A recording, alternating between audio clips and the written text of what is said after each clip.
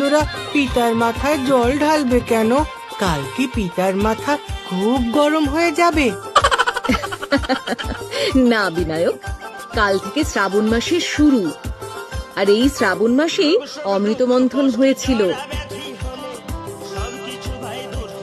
আর সেই অমৃত মন্থনের ফলে সমুদ্র গর্ভ থেকে যে বিষ নির্গত হয়েছিল, তোমার পিতা সেই বিষ পান করে নিজ কণ্ঠে ধারণ করেছিলেন।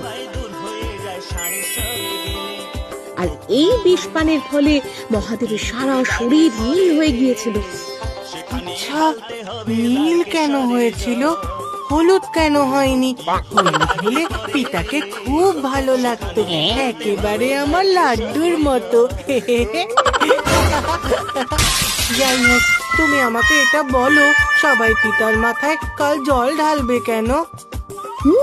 মহাদেবের শরীরে সেই বিষের জ্বালা কমাতে সকল ভক্তবৃন্দ তোমার পিতা মানে মহাদেবের মাথায় জল ঢালে, যাতে সেই বিষ ধারণ করার কষ্টটা একটু হলেও কমে।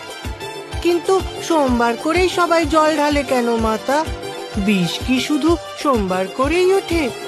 না গণেশ, এই শ্রাবণ মাসের প্রত্যেকটি দিনই ভক্তবৃন্দরা মহাদেবের মাথায় জল ঢালতে পারেন, কিন্তু সোমবারটিকে যেহেতু মহাদেবের দিন হিসেবে ধরা হয়, কারণ এই সোমবারেই বিশেষ পুজো হয়।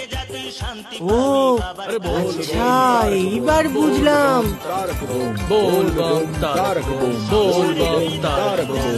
পিতা, ওরা সবাই বাঁক কাঁধে নিয়ে কোথায় যাচ্ছে?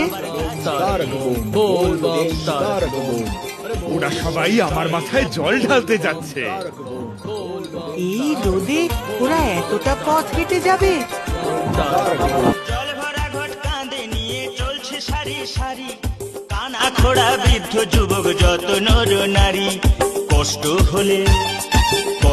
হলে চলে যাবি রে, সেখানে ঢালতে হবে শেওড়া ফুলির জল। এই কষ্ট হলে চলে যাবি রে, সেখানে ঢালতে হবে শেওড়া